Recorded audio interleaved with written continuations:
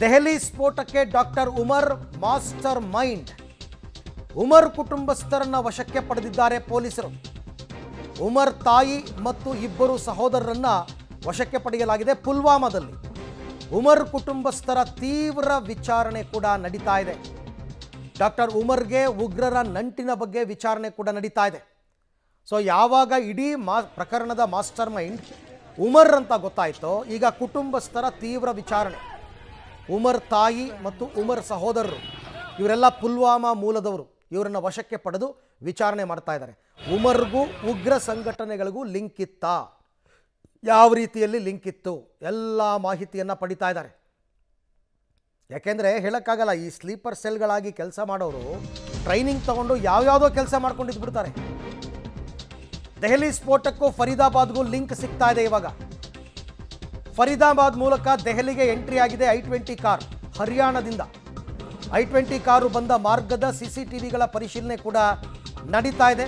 ಸುಮಾರು 200ಕ್ಕೂ ಹೆಚ್ಚು CCTVಗಳ ಪರಿಶೀಲನೆ ಈಗಾಗಲೇ ಆಗಿದೆ.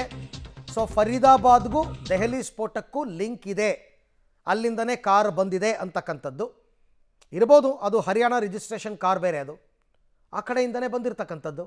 ಈಗ ಸದ್ಯಕ್ಕೆ ಆ ಕಾರ್ ಬೆನ್ನು ಬಿದ್ದಿದ್ದಾರೆ. 200 CCTV ಫುಟೇಜ್ಗಳು ಸಿಕ್ಕಿದೆಯಂತೆ.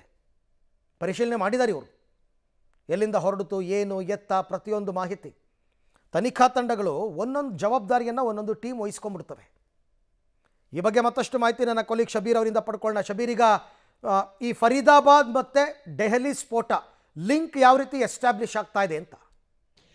ನೋಡಿ, ಆ ಆರಂಭದಿಂದಲೂ ಕೂಡ ನಾವು ಅದನ್ನೇ ಹೇಳ್ತಾ ಇರುವಂಥದ್ದು. ಫರೀದಾಬಾದ್ನಲ್ಲಿ ನಿನ್ನೆ ಅಷ್ಟೇ ಇಬ್ಬರು ಶಂಕಿತ ಭಯೋತ್ಪಾದಕರ ಬಂಧನ ಆಗಿತ್ತು. ಅವರು ಕೂಡ ವೈದ್ಯರು ಅನ್ನುವಂಥದ್ದು ಗೊತ್ತಾಗ್ತಾ ಇರುವಂಥದ್ದು. ಆ ಲಿಂಕ್ನ ಆಧಾರದ ಮೇಲೆ ಲಕ್ನೋದಲ್ಲೂ ಕೂಡ ಒಬ್ಬ ಮಹಿಳೆ ವೈದ್ಯೆಯನ್ನು ಕೂಡ ಬಂಧಿಸುವಂಥ ಕೆಲಸಗಳು ಕೂಡ ಆಗಿತ್ತು. ಇದಕ್ಕೆ ಪೂರಕವಾಗಿ ಗುಜರಾತ್ನಲ್ಲೂ ಕೂಡ ಕೆಲವು ಬಂಧನ ಆಗಿತ್ತು, ಶ್ರೀನಗರಲ್ಲೂ ಕೂಡ ಕೆಲವು ಬಂಧನ ಆಗಿತ್ತು. ಸೊ ನಾನು ಆಗಲೇ ಹೇಳಿದಂತೆ ಒಂದಾದ ಮೇಲೆ ಒಬ್ಬರಂತೆ ಈಗ ಅರೆಸ್ಟ್ ಆಗಲಿಕ್ಕೆ ಶುರು ಆದಂಥ ಹಿನ್ನೆಲೆಯಲ್ಲಿ ಈ ಒಂದು ದಾಳಿಯನ್ನು ಮಾಡಿರುವಂಥ ಸಾಧ್ಯತೆಗಳಿದಾವೆ. ನೋಡಿ, ಇಡೀ ಪ್ಲಾನ್ ಶ್ರೀನಗರದಲ್ಲಿ ಆದಂತೆ ಕಾಣಿಸ್ತಾ ಇದೆ. ಅದನ್ನ ದೆಹಲಿಗೆ ತರುವಂತ ಪ್ರಯತ್ನವನ್ನ ಡಾಕ್ಟರ್ ಉಮರ್ ಮಾಡದಂತೆ ಕಾಣಿಸ್ತಾ ಇರುವಂತದ್ದು. ಮೊದಲು ಅದನ್ನ ಏನು ಶ್ರೀನಗರಿಂದ ಫರೀದಾಬಾದ್ಗೆ ಲ್ಯಾಂಡ್ ಮಾಡುವಂಥದ್ದು, ಅಲ್ಲಿಂದ ದೆಹಲಿಗೆ ಶಿಫ್ಟ್ ಮಾಡುವಂಥದ್ದು, ಈ ಒಂದು ಪ್ಲಾನ್ ಆದಂತೆ ಕಾಣಿಸ್ತಾ ಇದೆ. ನಿನ್ನೆ ದಾಳಿಯನ್ನು ನಡೆಸಿದಂಥ ಸಂದರ್ಭದಲ್ಲಿ 2900 kgಯಷ್ಟು ಕಚ್ಚಾ ಸಾಮಗ್ರಿಗಳು, ಅಂದರೆ ಬಾಂಬ್ ಸ್ಫೋಟಕ್ಕೆ ಬೇಕಾದಂಥ ಕಚ್ಚಾ ಸಾಮಗ್ರಿಗಳನ್ನು ವಶಕ್ಕೆ ತೆಗೆದುಕೊಳ್ಳುವಂಥ ಕೆಲಸಗಳಾಗಿತ್ತು. ಅದಾದ್ರ ಜೊತೆಗೆ ಜೀವಂತ ಗುಂಡುಗಳು ಸಿಕ್ಕಿತ್ತು, AK-56 ಗನ್ ಕೂಡ ಸಿಕ್ಕಿತ್ತು. ಇವೆಲ್ಲವನ್ನ ನೋಡಿದರೆ ಶ್ರೀನಗರಲ್ಲೂ ಕೂಡ ಇದೇ ಮಾದರಿಯ ವಸ್ತುಗಳು ಕೂಡ ಪತ್ತೆಯಾಗಿತ್ತು. ಸೊ ಒಂದಕ್ಕೊಂದು ಲಿಂಕ್ ಇರುವಂಥದ್ದು ಬಹಳ ಸ್ಪಷ್ಟವಾಗಿ ಗೊತ್ತಾಗ್ತಾ ಇದೆ. ಫರೀದಾಬಾದ್ನಿಂದ ಅವನ್ನೆಲ್ಲವನ್ನು ಕೂಡ ದೆಹಲಿಗೆ ತಂದು ದೆಹಲಿಯಲ್ಲಿ ಬಹಳ ದೊಡ್ಡ ಪ್ರಮಾಣದ ದಾಳಿಯನ್ನು ಮಾಡುವಂಥ ಪ್ಲಾನ್ ಹೊಂದಿದ್ರ ಅನ್ನುವಂಥ ಅನುಮಾನಗಳು ಸದ್ಯಕ್ಕೆ ಕಾಡ್ತಾ ಇರುವಂಥದ್ದು.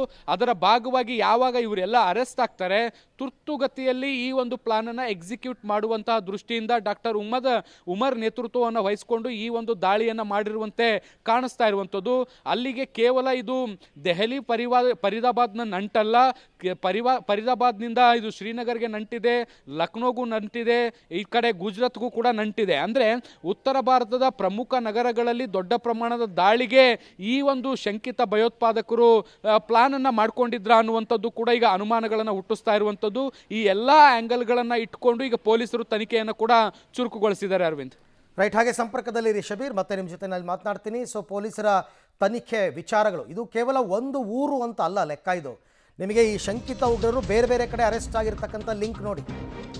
ಸೊ ಅದೆಲ್ಲವೂ ಕೂಡ ಒಂದೇ ಸಿಂಡಿಕೇಟ್ ಅಂತ ಗೊತ್ತಾಗ್ತಾ ಇದೆ.